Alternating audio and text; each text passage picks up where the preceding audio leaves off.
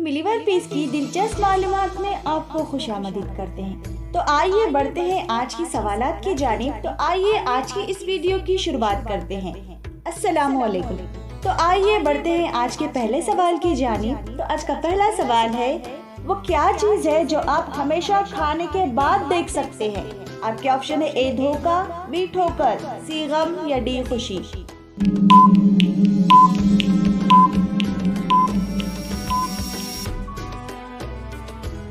इसका सही जवाब है बी ठोकर। ठोकर हमेशा खाने के बाद देख सकते हैं। तो आइए बढ़ते हैं आज के दूसरे सवाल की जानिब। तो आज का दूसरा सवाल है, कुरान मजीद का सबसे पहले किस जबान में तर्जुमा हुआ? आपके ऑप्शन है ए उर्दू, बी लातीनी, सी फारसी या डी यूनानी।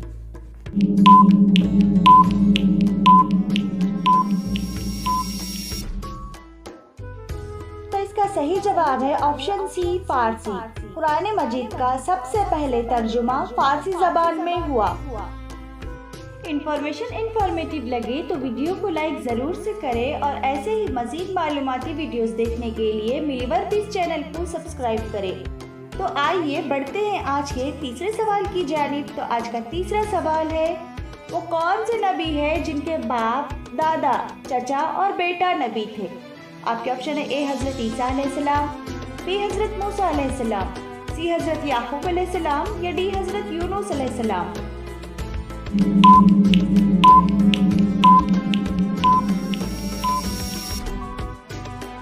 तो इसका सही जवाब है ऑप्शन सी हजरत याकूब अलैहिस्सलाम। हजरत याकूब अलैहिस्सलाम के दादा, चचा और बेटा नबी थे।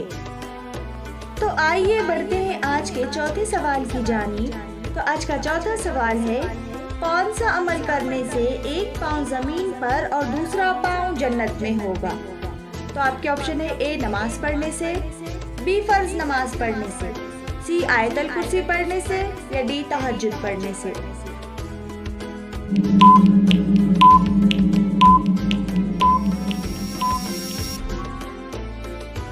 इसका सही जवाब है ऑप्शन सी आयतल कुर्सी पढ़ने से।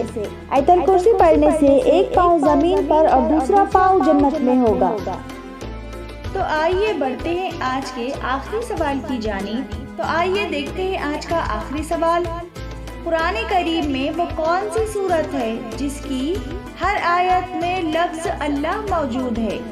आपके ऑप्शन है ए सूरह इखलास, बी सूरह अस्र, सी सूरह मुजादिला या डी सूरह मरियम।